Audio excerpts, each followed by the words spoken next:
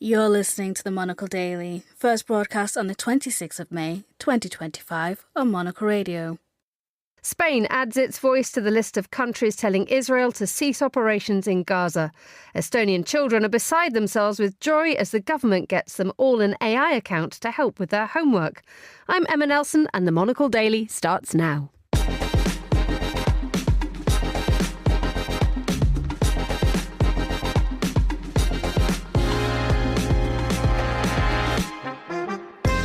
Hello and a warm welcome to the Monocle Daily, coming to you from our studios here at Midori House in London. I'm Emma Nelson and my guests Yasmin Abdelmajid and Ben Kelly will talk about the day's big stories, and as it's Aperitivo Day, we might mention about the things that we like to wet our whistle.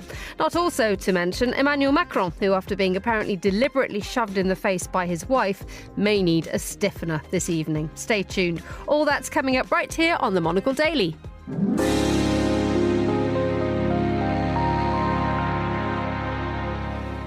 So joining me to talk about that shove, Yasmin Abdelmajid, Sudanese-Australian broadcaster and author, and Ben Kelly, senior audience editor at Newsweek. Good evening. Hello. Did we see the shove? We did. Yes. It was. Now, we are all married, aren't we? Yeah. That especially if it was caught on video and sent around the world, I think there would have to definitely be an intervention. I might create the intervention. I think maybe Mrs. Macron created the intervention on the plane. There's an awful lot of stuff that goes on behind closed doors, and should stay behind closed doors unless you're on an enormous aircraft and someone is opening the doors. I mean, it was just that moment, that sliding doors moment when the door opened at exactly the wrong time. Ben. Yeah, and hands on face is never good. No, I would never accept that. You were just saying that before we began. There's no friends, there's no relationships that you would accept that. It's a very odd, and people are so fascinated by this pair's dynamic anyway. I think this is only going to add to that curiosity. Yeah, his face didn't look too pleased as they got off the plane later. It was quite fun. He's saying, it was only a joke. He wasn't smiling. He really, really wasn't smiling. I mean, that is a very familiar feeling though, isn't it? When you're sort of in an interaction with your spouse and then you have to deal with the public. Like, I remember once I was having a full-on, me and my partner were having a very, heated discussion about something that is obviously so important I don't remember it. But then somebody approached me. We were in the park. Somebody approached me. They were like, "Oh, hey, you're Yasmin." And I had to go from being like furious with my partner to being really nice and polite to this person, and you just that sort of you've got to do it, and they didn't manage. I find that quite pleasurable, actually. I find that whole thing that you've been beating seven bells out of each other in the background, not literally, obviously figuratively, everybody, and then suddenly you have to be really nice, and I feel so smug because I can turn around and say, look, I'm a really nice person and you're the one who's still being incredibly unreasonable. It's great. I wonder whether that was going on. But anyway, that was quite good fun. I don't think I would ever do that on a plane, though, even if it was my plane. No, I think... Anyway. Yes. Right. Okay, got that sorted. Marriage guidance available here at monocle.com/radio. Right, let's look at some of the news that's been happening today. What's been happening in the last few years reminds me of one of the key pillars of the political scientist Joseph Nye's theory of soft power, that seduction is always more effective than coercion. Joseph Nye died a couple of weeks ago, and he didn't live to see peace in Gaza. And that collective persuasive powers of the world have thus far not stopped the violence in Gaza. But now, in addition to last week's calls from the UK, France and Canada, Spain has now taken a tougher tone towards Israel, suggesting that sanctions are placed against the government of Benjamin Netanyahu if he doesn't stop the assault. I mean, he wants to start off with here that we have... there was a meeting in Madrid yesterday. The Spanish foreign minister basically said we need to impose an arms embargo on Israel unless they stop what they're doing in Gaza. Ben, what's your thoughts on this?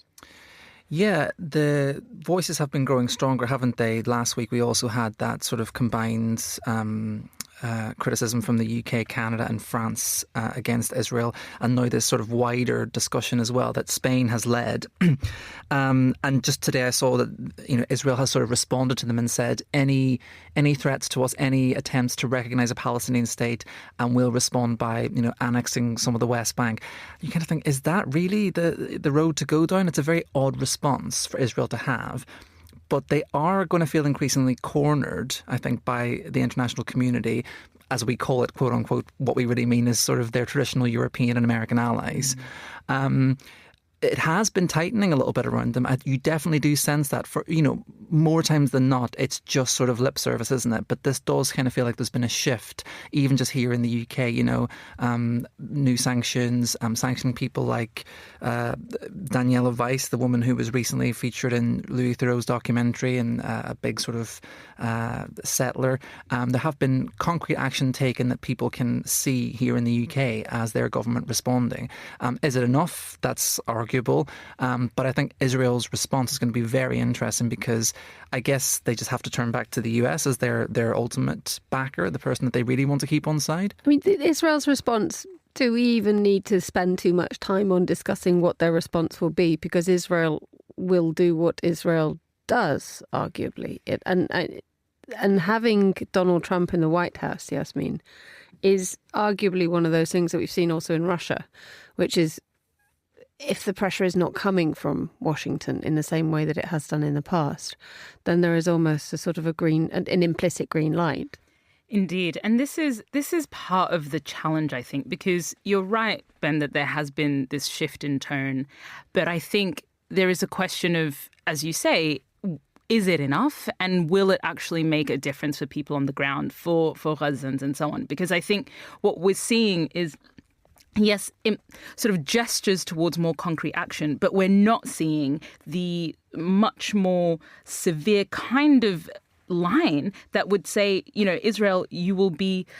I mean, the challenge is any sort of language around excommunicating Israel from the international community will only further reinforce the kind of narrative they have domestically, which is no one will support us. Everyone is always against us anyway, and this is why we have to kind of look after ourselves. However, there has to be a way that we, as the sort of rest of the society, observing these war crimes and this use of starvation as a tactic against civilian populations, there has to be a way that the international community can influence Israel's actions. And frankly, as we know, the arms come from outside. The support does come from outside. So unless there is decisive shifts in those real things, I think Israel will continue to push the boundary, because that's what we've seen for the last year and a half.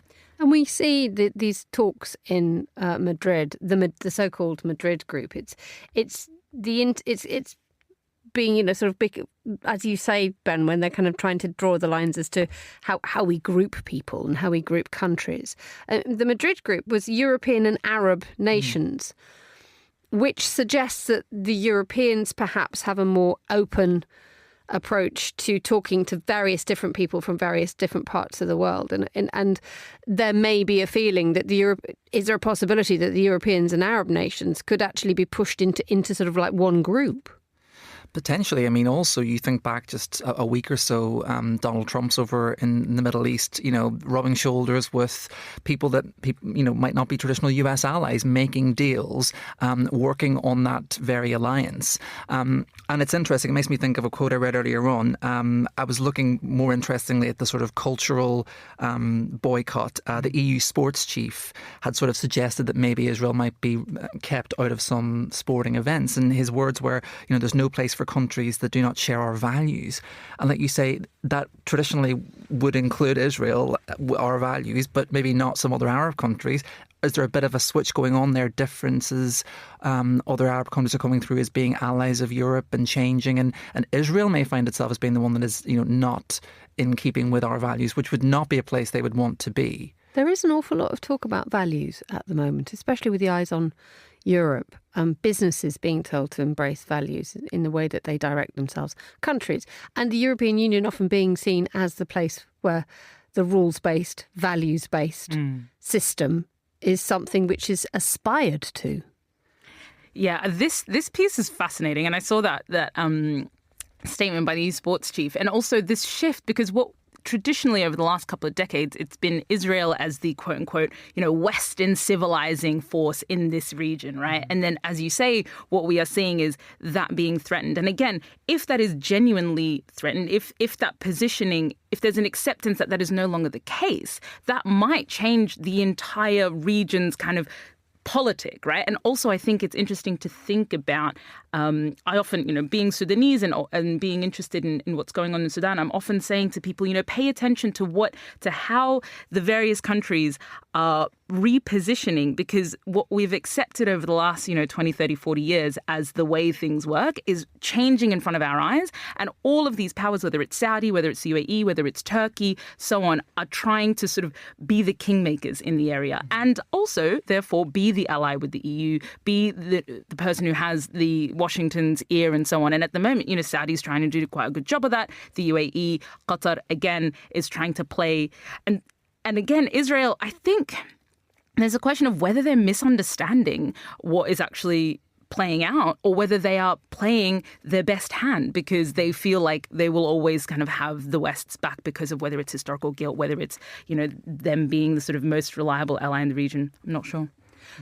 Let's move on a little bit to sort of the same subject, but slightly different in terms of the way you were talking about, alliances and people sort of forming new groups. And let's look at ASEAN, because ASEAN meeting at the moment in Malaysia, the drive very much as they have gone into today we have got to have an ever closer union in order to protect ourselves against Donald Trump's tariffs. And this is the first time that the ASEAN Group of 11 have met since all chaos has been raining down with the Trump tariffs. But also tomorrow, they are having a summit, the Chinese Premier Li Keqiang and the GCC leaders, Bahrain, Kuwait, Oman, Qatar, Saudi Arabia and the UAE are all piling in together. Then we have a recalibration of other sort of groups and values there, don't we? Who wants to kick off with that? Oh, I think this is fascinating. Sorry, Ben, I've just jumped in. No, I'm happy for you to lead on that one. Well, because, again, having grown up in Australia and sort of seeing ASEAN over time, sort of, it's always been this grouping, this sort of geopolitical grouping that's not necessarily had a lot of heft, right? They tend to position themselves as a consensus building org where, one really wants to upset anybody else. But on the tariffs piece, it seems like they have found something that they can kind of unite around. And they're really interested in, similar to the EU in a way, talking about freedom of movement within, or freedom of market movement essentially within the borders and so on, but really looking at what it is for them to position themselves as a bloc, because individually, whether it's Philippines or Myanmar or Singapore, it's not only do they have less power, but the tariffs and the way they're treated by the rest of the world is quite different. So to see them kind of try to unite against or at least in front of the US with regards to the tariffs, but also engaging with China, obviously on the South Sea. The South Sea China stuff has always been a long-running issue, with the Philippines especially, but also thinking about them, rather than only looking to the US, looking to China and the Gulf countries, well, you can all of a sudden see, okay, what is this sort of regional power shift? And will it be the case that in 10, 15 years' time, they're no longer interested in the tariffs are like the last thing on the agenda? They might have been the thing that got everybody to get, roll their sleeves up and get on without America, right? I wonder whether this is a sort of a counterbalance to Donald Trump wanting to make America great again. Well, he may well do in a certain way and in certain areas. But actually, if you have ASEAN rolling its sleeves up for the first time and saying, oh, we need to talk. Oh, and by the way, China's coming. Oh, and by the way, the GCC are here tomorrow. And, we have Emmanuel Macron getting off a plane, we've mentioned how, in Vietnam to, the reason why he was there was to basically say that France is that rules-based country. That is the, that wants, that country wishes to be part of an order and a trade arrangement and agreement through the European Union that actually adheres to the rules that we all understand and trust. It's a little bit like the situation with NATO, where, it's taken Donald Trump's sort of threats to make other European countries suddenly think, are we going to actually have to step up and look after ourselves here? That's very much TBC. But, these groups that maybe, as you say, didn't have a great deal of purpose in the past or certainly didn't rise to them, is now going to be sort of shocked into doing that. Whether that's Trump's desire or not is unclear, because it could go the other way for him, couldn't it? So it's hard to know. So do Yasmin, I'm just sort of scribbling down how would we do that? That would we have MEEGA, make everyone else great again? I mean, it's fascinating, isn't it? It's fascinating that that Trump's sort of desire to reindustrialize the United States in this century might actually sort of take the country out of the order that, you know, the rest of the world has been trying to build for some and has successfully been building for some time, and forgetting that not everyone else is just going to stop until you sort your stuff out. Everyone else is going to continue to, you know, and that is. It's to me, it's genuinely fascinating, I think, to live through and to kind of see who's taking the opportunity up and who's filling the space, who's deciding that this is the... I mean, I think not so long ago we saw Japan and Korea, South Korea sort of talking... I mean... And China. And China. Like, these are wild collaborations. These are wild conversations to be having. But having a, you know, the big bad, as it were, in this situation, or a united...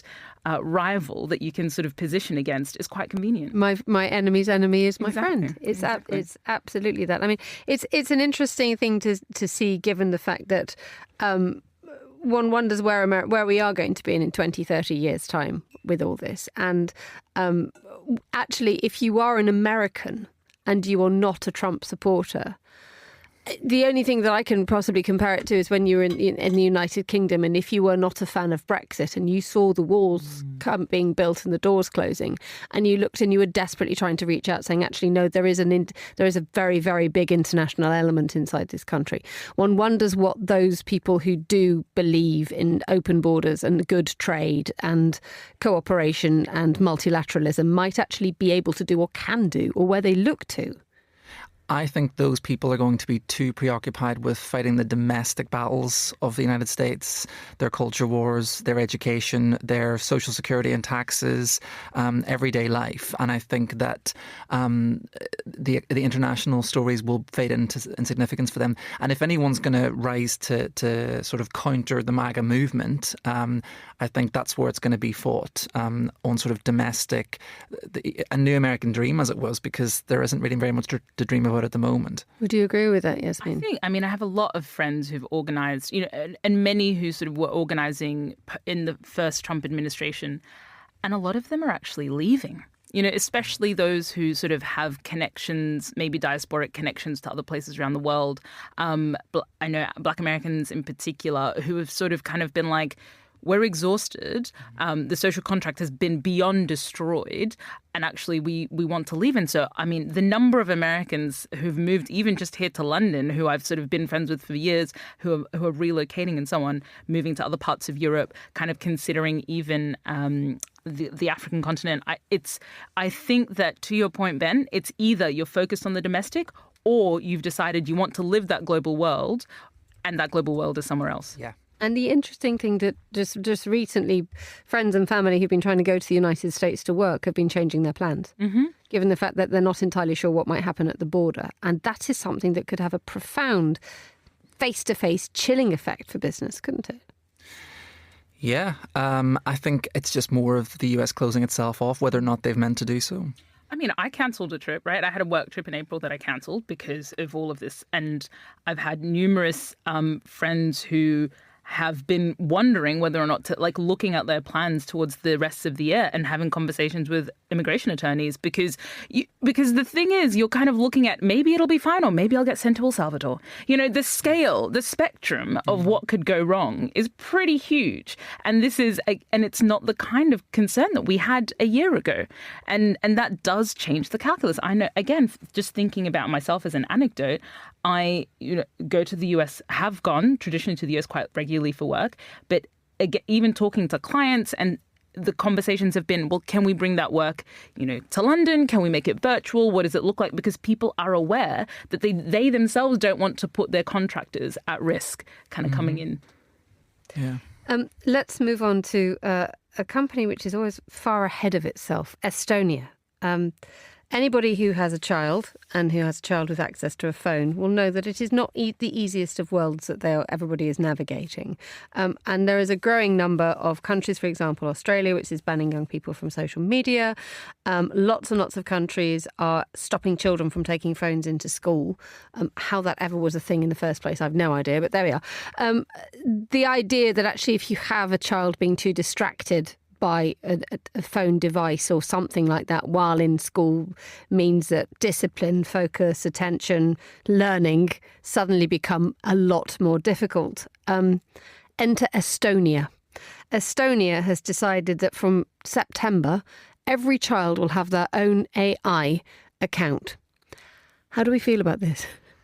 Because Estonians are wise, clear-thinking people 9 times out of 10. Yeah, I think they vote on an app and all sorts. They're very, very tech-savvy. I was just discussing this with Yasmin before we began because there was a very interesting article in the Sunday Times at the weekend about universities in the UK, people handing in their coursework and their exams and so on that's been done by AI, ChatGPT. And what's worse is the teachers and the lecturers are not able to spot it. They're not up to speed. They're not able to see that. And you actually had quotes from people saying, I do mine the proper way and people who are using AI are getting better grades than me. It's all topsy-turvy. Now, this is potentially the solution because here in Estonia, those teachers are taking it by the horns, right? They're saying, well, we will actually give it to you, guide you and be on top of it.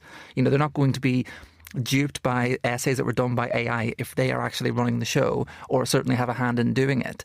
So I think as solutions go, it seems quite a promising one. And for a country of 1.4 million, I'm very happy for them to be the test case and let us all know how it gets on. Yeah, it is very, very strange.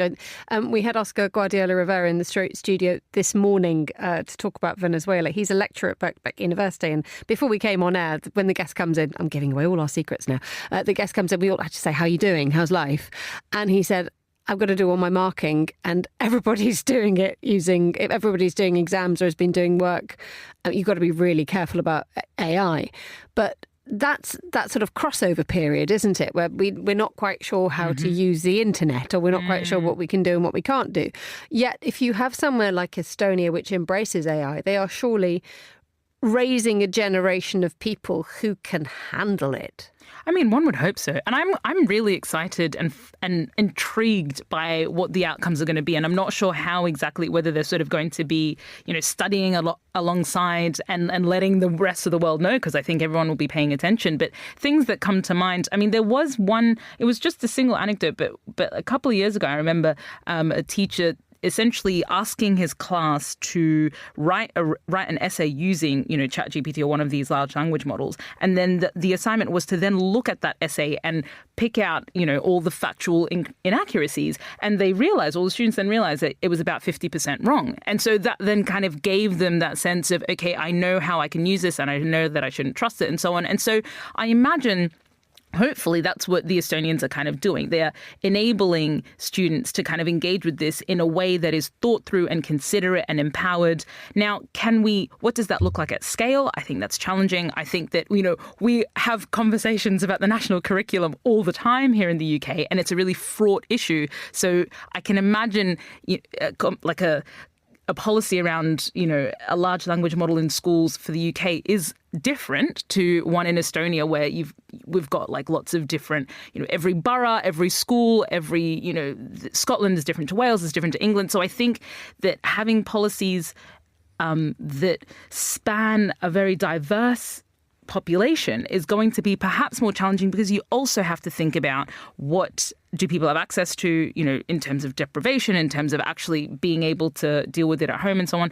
I just want to add one other tiny thought, which was I think they're going to have to use English, because my understanding is the LLMs aren't trained on that much Estonian kind of content. And so that to me is also interesting, is like when we think about when I'm using chatbots with Sudanese Arabic, none of them have any training in this. And so I'm forced to, translate the interview myself. But it's interesting to think about the kind of ubiquity of English in this area and what that also does to kind of culture and understanding and so on. Yeah. I'm so stuck on this idea, because if someone wrote an essay or wrote a report and using ChatGPT, I would say that was big old-fashioned fat cheating. But I was speaking to a Finnish executive last week who has who hates writing speeches. And he hates having to spend the time, and it's just not his thing. And I'm not entirely sure that he actually enjoyed public speaking at all. And he confided in me and said, I write all my speeches using ChatGPT. And I sort of, every writer's bone in my body just went, how dare you? You have to do this. You have to get sweaty in order to do this. And the other thing I just thought was, oh, okay, so you're now more confident. You now get your message across. You're much more comfortable on stage. You spend less time worrying about.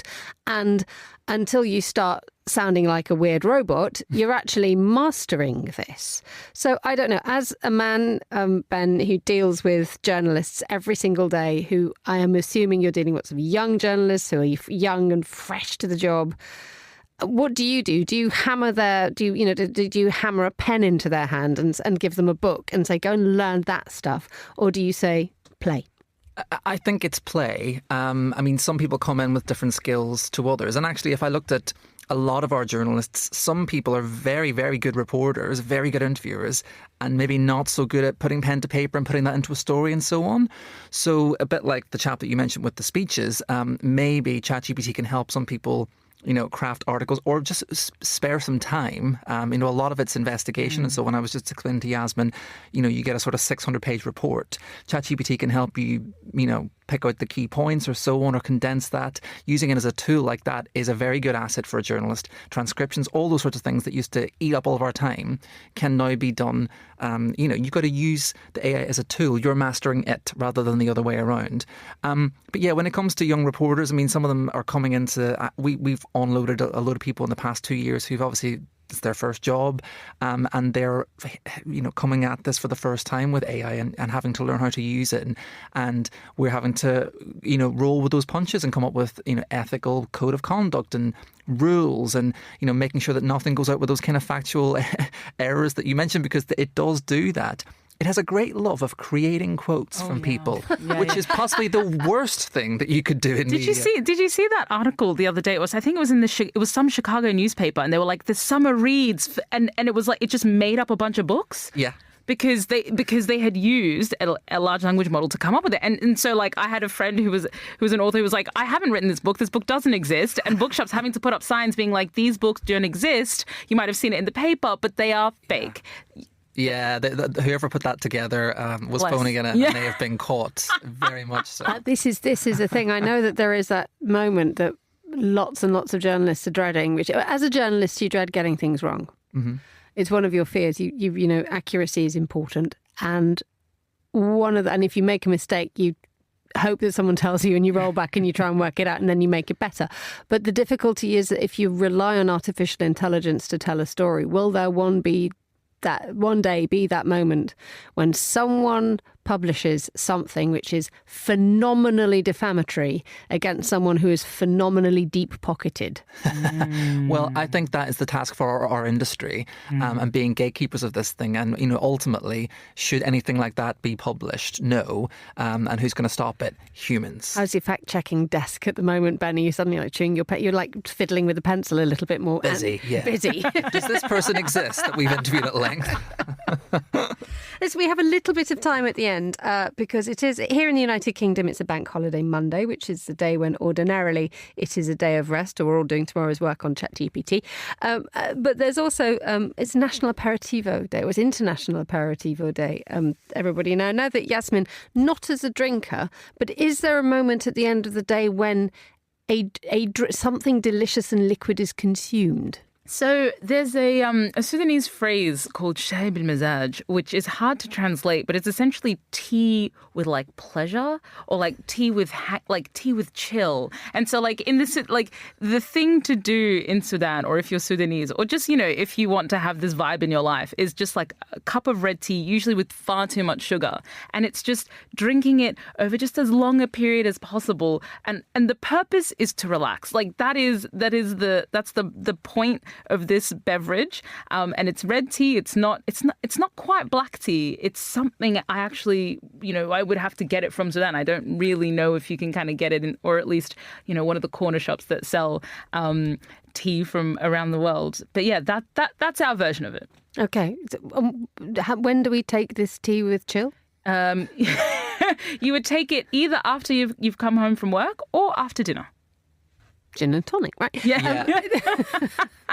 That's what my mother would call it. How about you? Now you work from home, Ben. So aperitivo hour can start from what? 3:30 in my world. I wouldn't be having an aperitivo during the week. I'm quite disciplined, or I try to be. That's the goal. Wow. But come the weekend, We need to be a bit more Ben. It's anyone's goal. I'm more of a classic martini man myself, or a Negroni. Both of which can actually knock you sideways after one sip. So I can understand why we abstain a little. Yeah. Less is more. There's not just like a weakened G&T here. So the aperitivo goes off like a rocket in your world.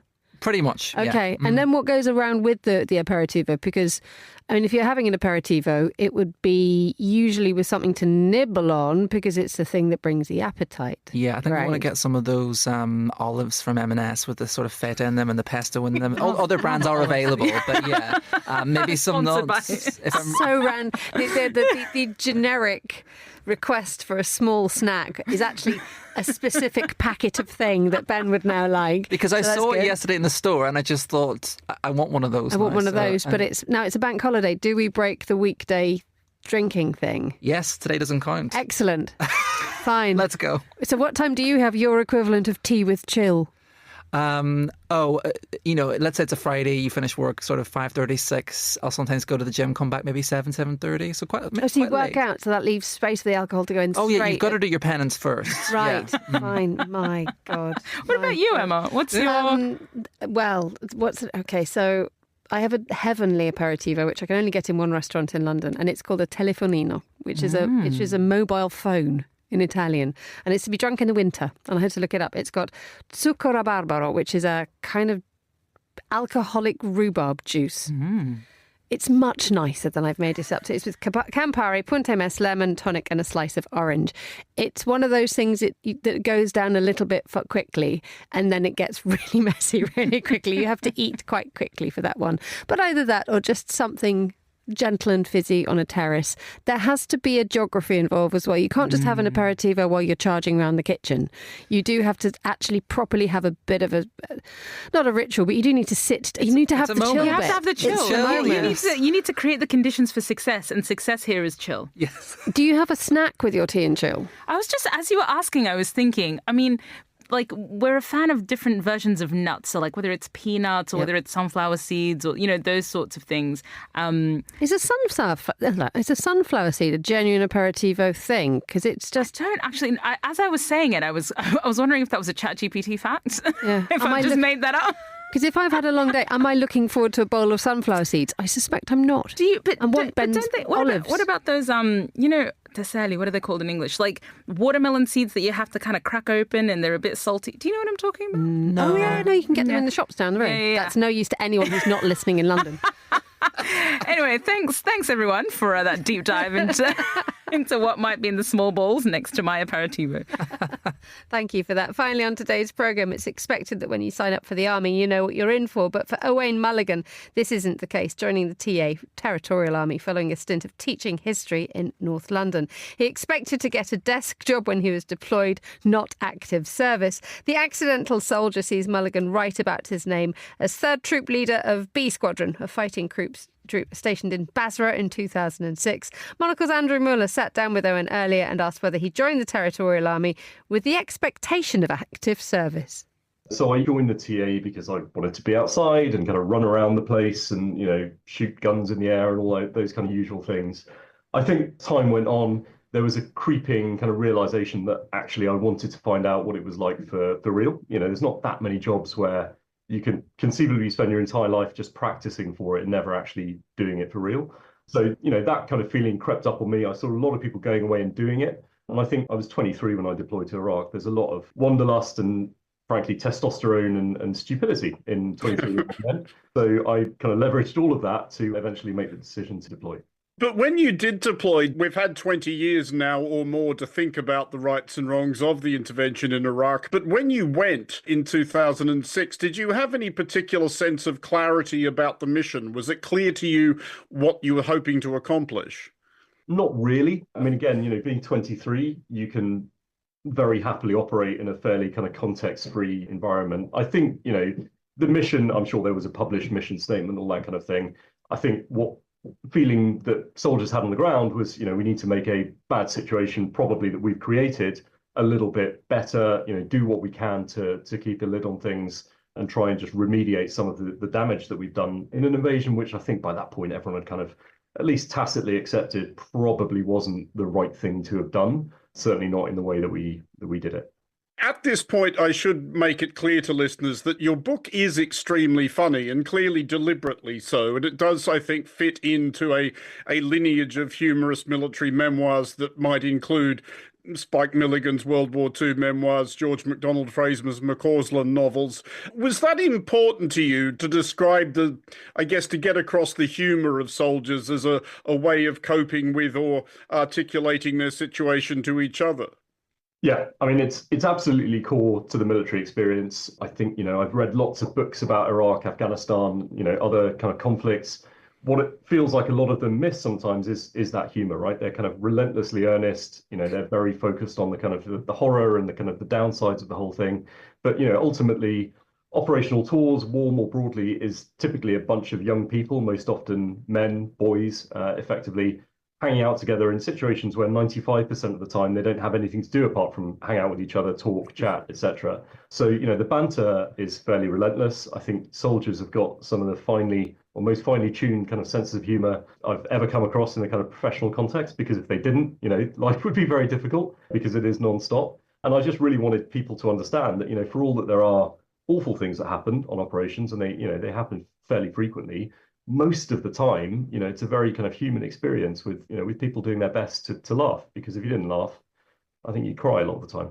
I mean, that said as well, a lot of distinctly unamusing things do happen to you and your soldiers and they are related in the book, even if you do manage at one point to find actually the funny side of taking a wrong turn and steering straight into a minefield. But did things like that still kind of seem funny at the time, or is this sort of you looking back on them 20 years later with a sort of warm, affectionate glow?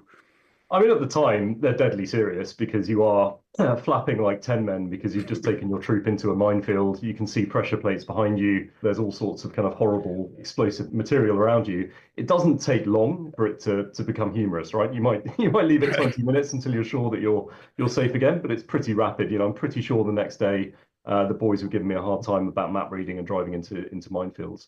I think what is kind of maybe almost unique about Iraq and Afghanistan, and the way that we certainly went to war then or went on operations then, is just how quickly that kind of juxtaposition could happen between normal, funny human life and then things going quite badly wrong. So, you'd be sat in your tent watching Glee or watching the OC, and then suddenly someone sticks their head in the door and says that a helicopter's gone down in Basra, right? So you've gone from kind of fun, banter to, about the most serious situation possible. There are certain things that you can't laugh about in retrospect. I don't think anyone ever had any fun with people getting blown up or helicopters landing or crash landing in Basra. But yeah, I think it's a real coping mechanism which I think soldiers are very adept at deploying. Just finally then, and as you were saying earlier, there's obviously a big difference between what young men in their early 20s think seems like a good idea at the time and what they might think 20 years down the track. It's certainly been my experience as somebody who never served that when I've spoken to people who did, there's an awful lot of reflecting that they didn't enjoy it terribly much at the time, but they've been glad ever since that they actually did it. Is that something you feel about your service in the TA and in Iraq in particular? 100%. Yeah. I mean, there were certain moments where I wished, be it getting heavily mortared up in Alamara, driving into minefields, thinking my helicopter's crashed, in the dirt outside someone's house while there's a kind of firefight where, I would have wished to be almost anywhere else, including back in the classroom where I'd originally been a teacher. Looking back on it though, I wouldn't have missed a thing. It was just the most extraordinary time. that tour and subsequent tours, just the kind of vividness and I suppose just raw excitement of that time will never leave me. And it's easy for me to say that because nothing ever went terribly wrong for me. And that's not the case for lots of people. But, having got away with it in the way I have, I absolutely, wouldn't have missed a thing. That was Owen Mulligan, and his book, The Accidental Soldier, is out now. He was talking to Andrew Muller. And that's all the time we have for today's edition of the Monocle Daily. The warmest of thanks to my panellists, Yasmin Abdelmajid and Ben Kelly, and to our producer, Anita Riotta, and our sound engineer, Steph Chungu.